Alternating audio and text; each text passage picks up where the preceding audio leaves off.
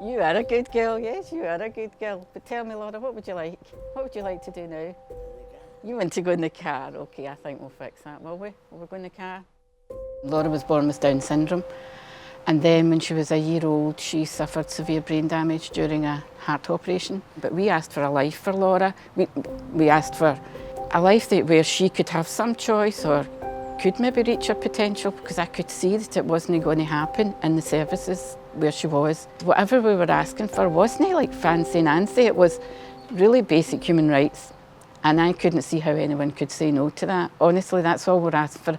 A wee bit of play in her life and a bit of education, or a bit of just a meaningful life that she could enjoy.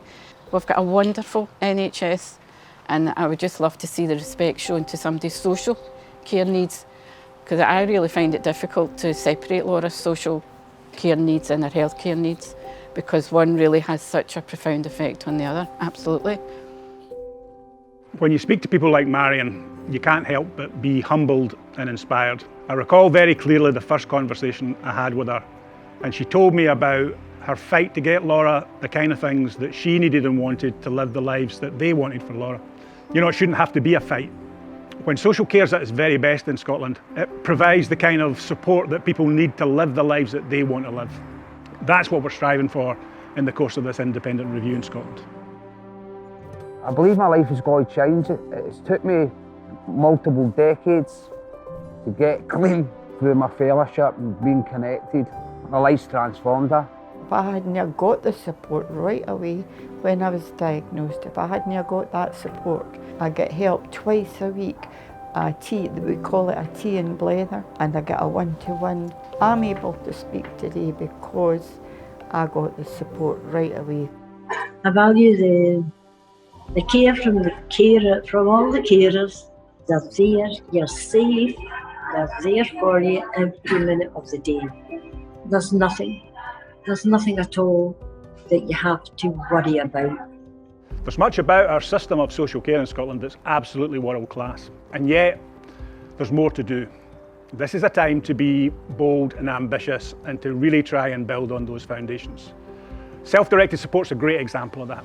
The legislation, as I said, is groundbreaking, and yet the implementation falls short of what we need. Not everyone in Scotland is yet getting the benefits of self-directed support, and we need to try and make sure that they do.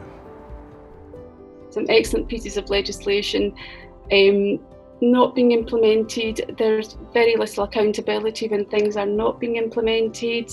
People who are supposed to benefit from these pieces of legislation are feeling even more powerless. It's giving them the sense that legislation doesn't mean anything. I don't think it's something that the general public realise, that if you are dependent on this kind of support, how precarious that can be. I don't think they realise that we're talking about the most fundamental needs and rights. And to have that, taken away from you by somebody who very often doesn't know you, hasn't really taken the time to understand your situation, it's such a violation. I tried to get rehab for 9 years. When I used to go to the doctors and I can't do this. It was just like, come next month, there's more methadone, and it would just be the same dance. It went on like that. But as I say, sometimes people don't want to admit that they need help. But if somebody would phone maybe once a month and say, how are you doing this month? Are you fine? Do you need any help? Or do you need any care? Maybe they would say, oh, well, I do need this. But because nobody's asking, they don't think they need care or help. The aftercare could be a wee bit better, even if it's just a phone call once a month. We need to realise that social care isn't a one-size-fits-all response. Give people the choice and control. We all know what it felt like during this pandemic when every single one of us had our choices and our ability to control our lives limited. Gives you a small insight to what it's like for people with support needs and unpaid carers, because that's our everyday lives. Our everyday lives are controlled by these rules and regulations about what we can and cannot do with our lives. Giving everyone the same inputs doesn't guarantee them equal treatment, doesn't guarantee them equality of outcomes. And so we are striving to provide equality of outcomes. We're striving to remove the systemic barriers that are in our health and social care system that prevent people from getting equality and equity. I do struggle sometimes with the support. I just think there's a lot of red tape What I mean by red tape is paperwork. Some staff struggle and they sometimes take an hour out of their time to go away from me. People rely on my dad too much. My dad's not there to really support me as such, he's there to be my dad.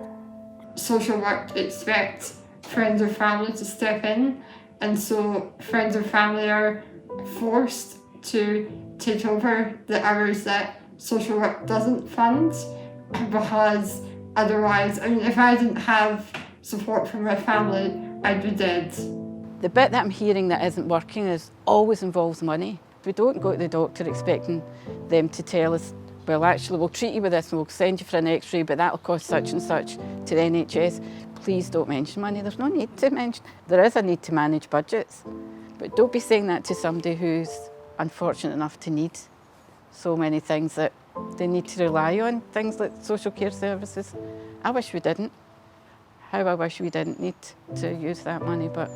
Hiring my own staff has been the right way forward, but I always feel like the amount of money that is being paid to support staff is not enough at all.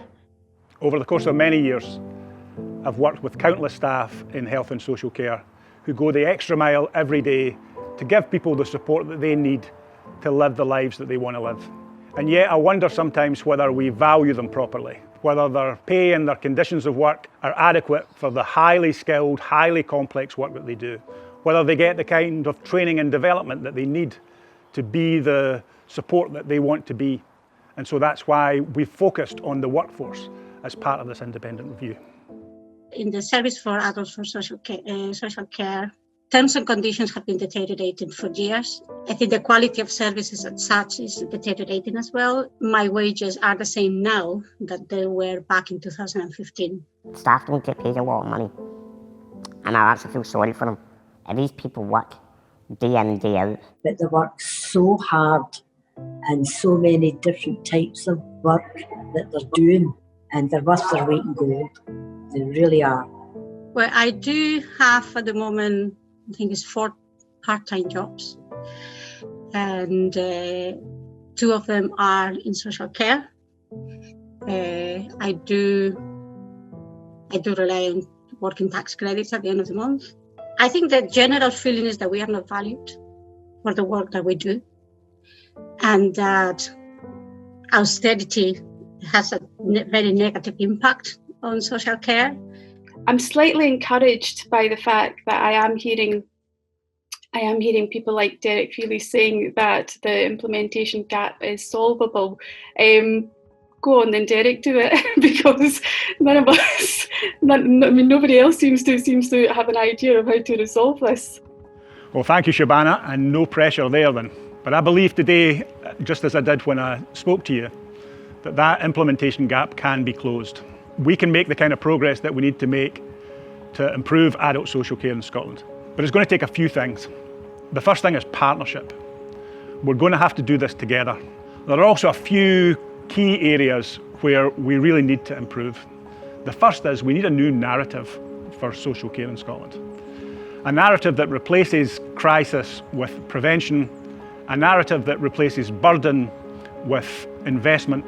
A narrative, as one of the participants in our meeting about learning disabilities described, that sees social care not as a safety net, but as a springboard. Second, we need a redesign of our system.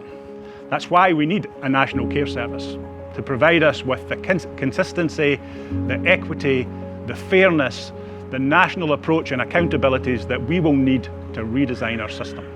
Third, we need that rights-based and people-powered approach. We need to hear the voices of people who need social care support. They need to be around the right tables.